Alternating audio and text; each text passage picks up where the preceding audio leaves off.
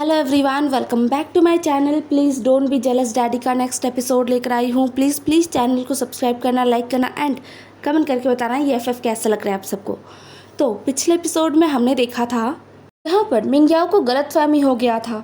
मिंगयाओ ने विंग और लैन शिचैन को देखा था एक साथ, और उन दोनों को देखकर मिंगयाओ को लगा कि लैन शिचैन शायद आगे बढ़ना चाहता है, वो आगे बढ़ रहा है, जिसे मिंगयाओ अपने दिल को समझा रहा था कि तुम्हें तो खुश होना चाहिए, तुम तो यही चाहते थे।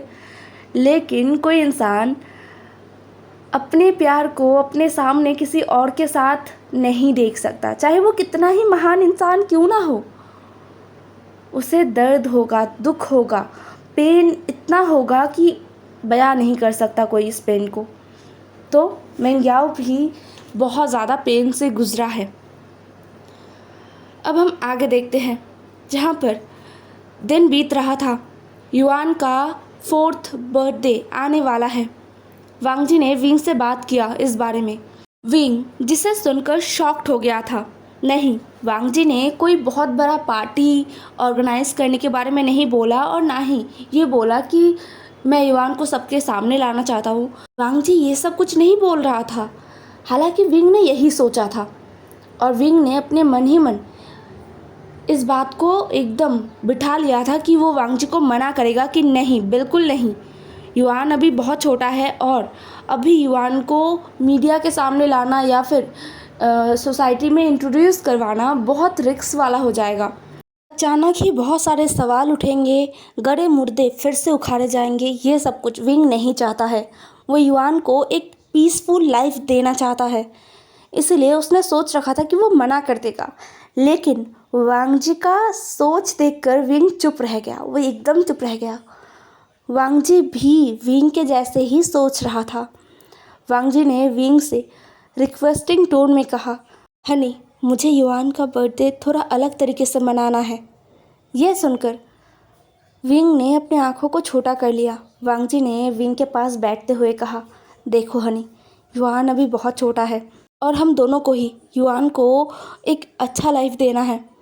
तो इसलिए मैं ये सब कुछ बहुत ही सीक्रेटली करना चाहता हूँ, लेकिन इतना भी नहीं कि मैं अपने परिवार को ना बताऊँ।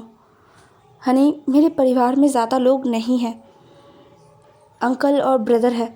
ब्रदर को पता है, तो मैं बस चाहता हूँ कि युआन के बर्थडे में अंकल भी शामिल हो। मैं अंकल को बताना चाहता हूँ युआन के बारे में। मैं बताना चाहता हूँ कि अब मैं अकेला नहीं हूँ, मेरा परिवार है। प्लीज़ हनी, मना मत करना। ये सुनकर विंग ने कुछ देर वांग जी को देखा, और फिर विंग ने अपना सर हाँ में हिला दिया। विंग को खुद नहीं समझ आता कि क्या चल रहा है। सच में उसे नहीं समझ आता। आजकल वो इस अजीब से इंसान के ख्यालों में खोया रहता है। जब भी ये इंसान उसके आसपास रहता है, विंग का पूरा शरीर एकदम अजीब तरीके से सेंसेशन होता है। उसे महसूस होता है कि कुछ बटरफ्लाइज उसके अंदर उड़ रहे हैं, और भी अजीब अजीब से फीलिंग्स होते हैं जिनका मतलब विंग को समझ में नहीं आता। लेकिन हाँ, इस इंसान से विंग जुड़ चुका है, इतना उसे आसानी से समझ आ गया है। आज संडे है। वांग जी आज के दिन भी अपने काम में बिजी है। वो युआन के बर्थडे के लिए कुछ दिन छुट्टी पर रहेगा, इसलिए अपना काम वो पूरा ख़त्म करना चाहता है। उन दिनों में वो बिल्कुल भी काम में हाथ नहीं डालेगा। कम से कम 3-4 दिनों का तो उसे हॉलीडे चाहिए। मतलब ऐसा नहीं है कि वो घूमने जाने वाला है, बट फिर भी उसे 3-4 दिन के लिए अपने फैमिली के साथ, युआन के साथ रहना है। ये सब कुछ वांग जी ने अपने दिमाग में सब सेट कर लिया है, इसलिए संडे के दिन भी उसके 4 मीटिंग्स है। वांग जी सुबह सुबह डेली की तरह ऑफिस चला गया। युआन, जो बहुत ही ज़्यादा शॉक्ड था, उसने बहुत हैरानी से कहा, मिस्टर लैन, आज भी आपको ऑफिस जाना होगा? ये सुनकर वांग जी युआन के सामने घुटनों पर बैठ गया और बोला, यस युआन, वो क्या है ना, मेरे पास बहुत बहुत काम है, इसलिए मुझे आज भी ऑफिस जाना होगा। युआन ने वांग जी की बातों को सुना और कहा, कोई बात नहीं मिस्टर लैन, मम्मा भी बहुत बार संडे को ऑफिस जाते थे, तो युआन को पता है कि बड़ों को संडे के दिन भी काम करना पड़ता है। ये बहुत सैड बात है। विंग को बहुत हंसी आया। वो उनके पीछे ही खड़ा था। वांग जी ने विंग की तरफ देखा और फिर युआन के फोरहेड पर किस करते हुए कहा, yes yuan, but don't worry, तुम जब बड़े हो जाओगे तब तुम्हें संडे के दिन काम नहीं करना पड़ेगा। युआन ने कहा, सच में? वांग जी ने मुस्कुरा कर कहा, एकदम सच में। फिर वो उठा और सीधा विंग के पास आ गया। युआन के सामने वांग जी ने विंग के फोरहेड पर किस किया। ये इतना ज़्यादा सडन था कि विंग पूरा जम गया था। ये पहली बार है युआन ने ये देखा। विंग ने बहुत ही डरते हुए युआन की तरफ देखा। युआन का रिएक्शन क्या होगा? दूसरी तरफ विंग का दिल बहुत बुरी तरीके से धड़क रहा था। लेकिन हैरानी की बात यह है कि युआन के चेहरे पर एक स्माइल था। ये देखकर वांग जी ने फिर बाय कहते हुए वहाँ से वो निकल गया। पता नहीं क्यों वांग जी भी थोड़ा सा नर्वस है, बहुत ज़्यादा। युआन का रिएक्शन देख के उसे थोड़ा सा अच्छा लग रहा है। हाँ, थैंक गॉड युआन ने इसे लाइटली लिया है। अगर वो और नॉर्मल कपल्स की तरह होते युआन के साथ, बाकी फादर और सन्स का जो रिलेशन है वैसा वांग जी और युआन का रिलेशन होता, तो शायद ये सब कुछ युआन के लिए बहुत नॉर्मल होता। बट उनका रिलेशन नॉर्मल नहीं है। वांग जी बहुत कोशिश कर रहा है युआन के साथ एकदम नॉर्मली घुलने मिलने के लिए। युआन भी शायद अपनी तरीके से कोशिश कर रहा है, जो वांग जी महसूस कर पाता है। लेकिन फिर भी थोड़ा सा वक्त तो चाहिए। वांग जी वक्त देना चाहता है, सिर्फ युआन को नहीं, विंग को भी। वांग जी नहीं चाहता कि युआन और विंग दोनों ही वांग जी को नॉर्मली अपनाएं, खुद से अपने दिल से अपनाएं, ना कि वांग जी फोर्स करे। वांग जी ऑफिस निकल गया था। विंग जो युआन को लेकर शॉपिंग के लिए निकला, बहुत दिन हो गया है वो शॉपिंग पर नहीं गया है। हालांकि इन दिनों उसे शॉपिंग पे जाने का ज़रूरत नहीं पड़ता। पता नहीं क्यों हर एक चीज़ उसे हमेशा अवेलेबल मिलता है और विंग बहुत ज़्यादा शॉक्ड हो जाता है। ये भी बोलना गलत होगा कि पता नहीं, उसे पता है कि ये सब कैसे आते हैं, कौन लाता है, ज़रूरत का हर एक सामान कैसे उसके सामने हमेशा रहता है। और विंग इससे बहुत खुश है, बहुत ही ज़्यादा खुश है। खैर, दोनों ही शॉपिंग पर गए। आंट मैरी नहीं गई है, वो घर पर है। युआन जो मॉल में इधर उधर घूम रहा था। समर में चाइना का टेम्परेचर कुछ ज़्यादा ही हाई हो जाता है, इसलिए युआन के लिए बहुत ही हल्के कपड़े विंग लेना चाहता है। समर पूरी तरीके से आया नहीं है, मतलब अभी पूरा गर्मी का वो तांडव शुरू नहीं हुआ है, बट फिर भी अभी भी बहुत ज़्यादा ही गर्मी लग रहा है। पता नहीं जब प्रॉपरली समर आ जाएगा तब कितना गर्मी लगेगा। ये सोचकर ही विंग युआन के लिए कुछ कपड़े सिलेक्ट कर रहा था, एकदम हल्के फुल्के, कुछ टी शर्ट्स, कुछ लोअर्स, जिन्हें पहनकर गर्मी में युआन एकदम कंफर्टेबली चल फिर पाए। फिर विंग ने वांग जी के लिए भी कुछ कपड़े देखे, कुछ ट्राउज़र और कुछ टी शर्ट्स जो बहुत हल्के हैं। हालांकि उसे पता है लान वांग जी के पास इन सारी चीज़ों का कमी नहीं है और विंग जो खरीद रहा है शायद ये सब ब्रांड लान वांग जी ने कभी पहना भी नहीं है, लेकिन फिर भी विंग खरीद रहा था। पता नहीं क्यों उसके दिल ने ये कहा कि ये सब कुछ लान वांग जी पसंद करेगा, वांग जी ये सब कुछ दिल से अपनाएगा अगर विंग उसे देगा तो। विंग ने अपने आप को डांटा और बोला, क्या सब अनाप शनाप बक रहे हो।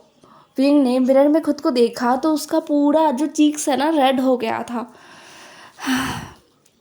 विंग ने वांग जी और युआन के लिए ढेर सारा शॉपिंग किया और अपने और आंट मैरी के लिए भी कुछ कपड़े लिया। फिर युआन और विंग आइसक्रीम खाते हुए निकल आए मॉल से। तभी युआन को एक तांगहोलू का स्टॉल दिखा। युआन ने उस तरफ इशारा करते हुए कहा, मम्मा वहाँ पर तांगहोलू है। विंग ने उसे देखा और मुस्कुराकर कहा, युआन तुम्हें खाना है? युआन ने अपना सर हाँ में हिला दिया। फिर विंग ने अपने हाथ में पकड़े शॉपिंग बैग को देखते हुए कहा, रुको युआन, मैं इसे अंकल को देकर आता हूँ। इन सारे बैग्स को लेकर वहाँ पर जाना थोड़ा सा मुश्किल है।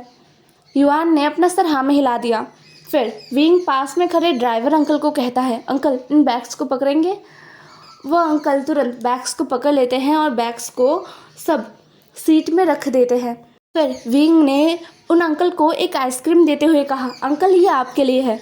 वह अंकल मुस्कुराकर थैंक यू कहते हैं और फिर विंग युआन का हाथ पकड़ के युआन को तांगहोलू के स्टॉल पर लेकर गया। स्टॉल पे जाते ही विंग ने 2 तांगहोलू लिया, एक स्ट्रॉबेरी जो युआन का फेवरेट है और दूसरा क्यूवी जो विंग अपने लिए लेता है। फिर वो दोनों मिलकर तांगहोलू खाने लगते हैं। तभी युआन को पास के झाड़ी में एक छोटा सा पपी दिखा। युआन अपने स्ट्रॉबेरी तांगहोलू से एक स्ट्रॉबेरी को निकालता है और उस पपी को देता है बैठकर। विंग जिसका ध्यान ना युआन से हट गया था क्योंकि विंग पेमेंट कर रहा था, तांगहोलू का पेमेंट कर रहा था वो। तभी एक बाईसाइकिल जो स्पीडली युआन की तरफ आने लगा था। हालांकि युआन रोड में नहीं था, वो फुटपाथ के एकदम साइड में बैठकर उस पपी को स्ट्रॉबेरी खिला रहा था। लेकिन वो बाईसाइकिल जो पूरा कंट्रोल लेस हो चुका था वो युआन की तरफ आने लग गया था। युआन का ध्यान उस तरफ नहीं था और ना ही विंग का। जब विंग ने पेमेंट करके युआन की तरफ देखा तब विंग का नज़र उस बाईसाइकिल पर पड़ा जो युआन के बहुत करीब आ गया था। इसे देखकर विंग का पूरा शरीर जम गया। उसने चिल्लाकर कहा, युआन! और कुछ विंग कह पाया था उससे पहले बाईसाइकिल जो सीधा आके धक्का लगता है। विंग का पूरा शरीर कांप उठा था। उसके हाथ से तांगहोलू, उसका फ़ोन सब नीचे गिर गया था। विंग ने अपने आँखों को बंद कर लिया था।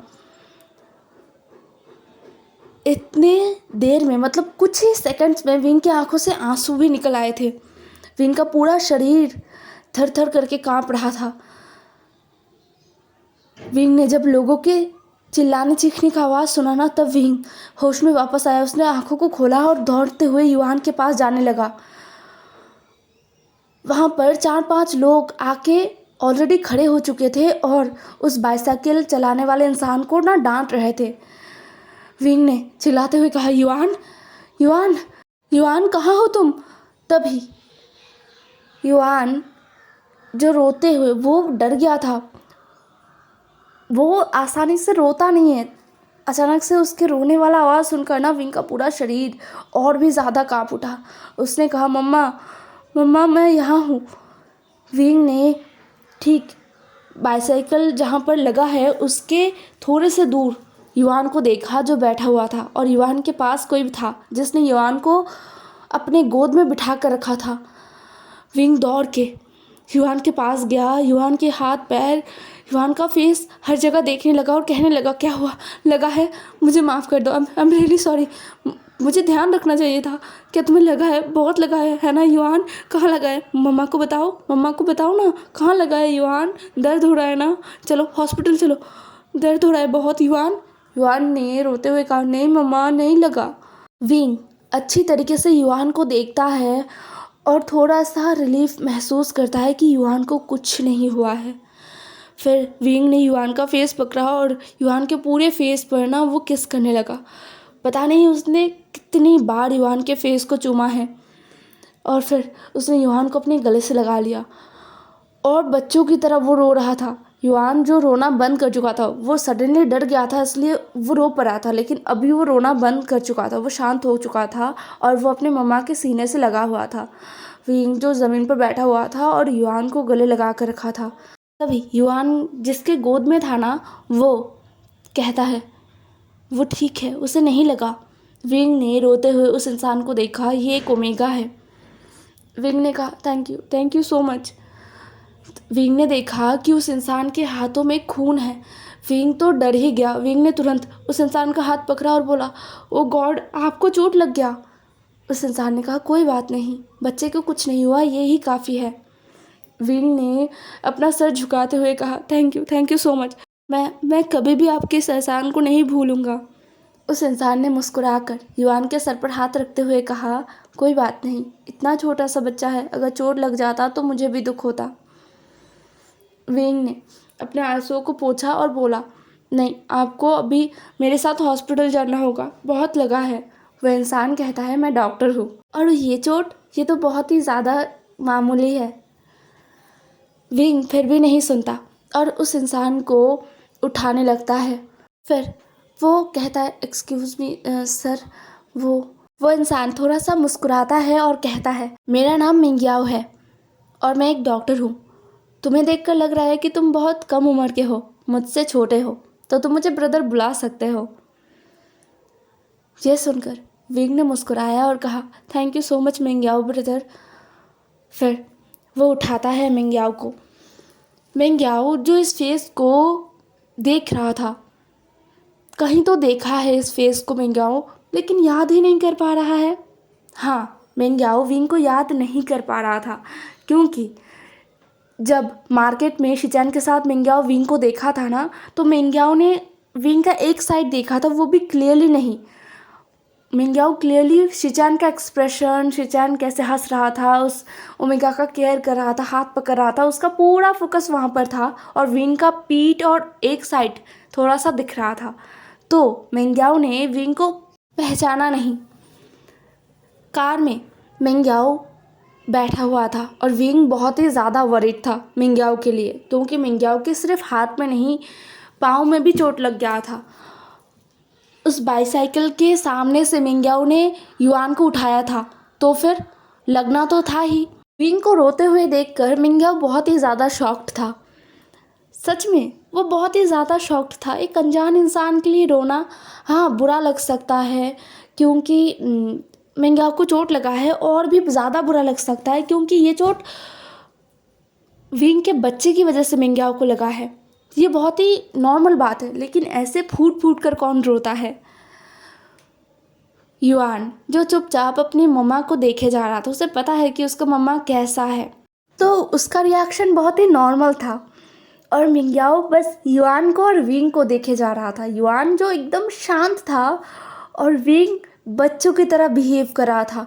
वो मिंग्याओ के घाव पर ना फू दिए जा रहा था और रोए जा रहा था और बार बार कह रहा था बहुत दर्द हो रहा है ना, मुझे पता है बहुत दर्द हो रहा है। ड्राइवर अंकल जो कार को चला रहे थे, उन्होंने वांग जी को इन्फॉर्म किया। वांग जी जो बीच मीटिंग में था, और वो अकेला नहीं था, वहाँ पर आज तीनों लैंस थे, मतलब लैन कुरैन थे, लैन शिचैन भी था। ये उनका एक न्यू हॉस्पिटल प्रोजेक्ट है जिसका शुरुआत होने वाला है, इसलिए ये मीटिंग इम्पॉर्टेंट है। तीनों लैंस ही मीटिंग को कर रहे थे और मीटिंग ऑलमोस्ट ख़त्म हो चुका था। मीटिंग के बाद सब एक साथ लंच करेंगे, यही प्लान था। तभी कॉल आया वांग जी को और वांग जी ने रिसीव किया। वांग जी थोड़ा परेशान हो गया। ये ड्राइवर वांग जी ने बहुत ही सोच समझ के रखा है, इनके पास बहुत ज़्यादा तजुर्बा है और ये थोड़े एज के हैं, मतलब इनका एज लगभग 48 हो चुका है। अपने काम में एकदम परफेक्ट है, इसीलिए वांग जी ने इन्हें विंग के साथ रखा है। इनका कॉल पाकर ही वांग जी ने कॉल रिसीव किया और कहा अंकल क्या हुआ है, सब ठीक तो है ना। उस तरफ से विंग के रोने का आवाज़ सुनाई दे रहा था वांग जी को। वांग जी बेचैन हो गया। वो और कुछ बोलता उससे पहले ही ड्राइवर अंकल ने कहा सर वो एक छोटा सा एक्सीडेंट हो गया। यह सुनकर वांग जी का तो दिमाग ही घूम गया। उसने कहा एक्सीडेंट। वो तुरंत फ़ोन को उसी तरीके से पकड़ के वहाँ से निकलता है। उसे दौड़ते हुए निकलते देख कर ना लैन शिचैन को भी कुछ अच्छा नहीं लगा। लैन कुरैन जो अपने आँखों को सिकोड़ लेते हैं और कहते हैं क्या हुआ वांग जी को, वो ऐसे कहाँ जा रहा है। लैन शिचैन ने अंकल की तरफ देखा और बोला अंकल मैं देखता हूँ। ये कहते हुए लैन शिचैन भी वहाँ से निकल आए। वांग जी अपने कार में गया और बैठ गया। कार को स्टार्ट उसने किया ही था, तभी लैन शिचैन आए। उन्होंने हड़बड़ी में कहा वांग जी क्या हुआ। वांग जी ने अपने डरे हुए नज़रों से अपने भाई को देखा और कहा ब्रदर वो लैन शिचैन तुरंत कार में बैठ गए और बोला चलो चलो चलो चलो, कुछ बोलने की ज़रूरत नहीं है, चलो तुम। वांग जी कार को चलाता है। वो पूरा फुल स्पीड में कार चला रहा था। लैन शिचैन बैठे हुए थे, उन्हें लग रहा था कि कुछ तो बुरा हुआ है। कुछ ही देर में वांग जी और लैन शिचैन हॉस्पिटल पहुंच गए थे। लैन शिचैन को पता चला कि एक्सीडेंट हुआ है, लेकिन सच में लैन शिचैन को नहीं पता है कि कितना क्या हुआ है। विंग को या युआन को कुछ ज़्यादा गहरा चोट तो नहीं आ गया। इससे ही ना लैन शिचैन को बहुत ज़्यादा घबराहट महसूस हो रहा था। विंग जिन्हें उन्होंने वांग जी जैसा अपना लिया है, विंग उनका छोटा भाई बन चुका है और युआन युवान युवान का कुछ होना? नहीं, ऐसा नहीं हो सकता। युवान उनका नेफ्यू है, लेकिन युवान में उन्हें अपना अक्ष भी दिखता है। युवान में उन्हें वो खुशी दिखता है जो खुशी उन्हें कभी नहीं मिल सकता। यही सब लैन शिचान सोच रहे थे। हॉस्पिटल पहुंचने के बाद दोनों लैन ब्रदर दौड़ते हुए हॉस्पिटल के अंदर पहुंचे। दूसरी तरफ मिंग्याओ के हाथ में और पाँव में बैंडेज कर दिया गया है। घाव ज़्यादा गहरा नहीं है, बस छिल गया है और वहीं से ही खून रस रहा है, इसलिए उन्हें अच्छी तरीके से साफ करके मरहम लगा के बैंडेज कर दिया गया है। विंग युआन को लेकर बैठा हुआ है। मिंग्याओ युआन के साथ बातें कर रहा है। तभी उस केबिन का दरवाज़ा खुला और वहाँ पर वांगजी आया। वो दौड़ते हुए आया था। आकर वांगजी ने आसपास नहीं देखा। उस रूम में युआन, विंग, मिंग्याओ, साथ में 2 डॉक्टर्स और 2 नर्स थे। ये लोग मिंग्याओ को अच्छी तरीके से जानते हैं क्योंकि ये लैन हॉस्पिटल है। वांगजी ने किसी की तरफ ध्यान नहीं दिया। वो विंग के पास गया। युआन जो विंग के गोद में था, उन दोनों को साथ लेकर उसने गले लगा लिया। वांगजी का आवाज़ कांप रहा था। वांगजी ने अपने कांपते हुए आवाज़ में कहा, हनी, तुम ठीक तो हो ना? हे एवरीवन, आज का एपिसोड यहीं पर ख़त्म होता है। आई नो बहुत छोटा एपिसोड है, बट कुछ नहीं कर सकती यार। दिमाग ख़राब होके पड़ा है 2 दिनों से। हमारे यहाँ पड़ोस में काली पूजा हो रहा है और पूरा दिन ये लोग डीजे वीजे बजा रहे हैं। जितना समय मिल रहा है ये पूरा दिन में मैं यही ख़त्म कर पाई हूँ। और मेरा हिडन प्रिंस, इतना रोमांटिक पार्ट वैसे ही पड़ा हुआ है यार। फर्स्ट नाइट को मैं कैसे एक्सप्लेन करूँ डीजे में। मैं बहुत ज़्यादा फ्रस्ट्रेटेड हूँ गाइस। बस कल तक का वक्त दे दीजिए। ओके बाय, कल मिलेंगे।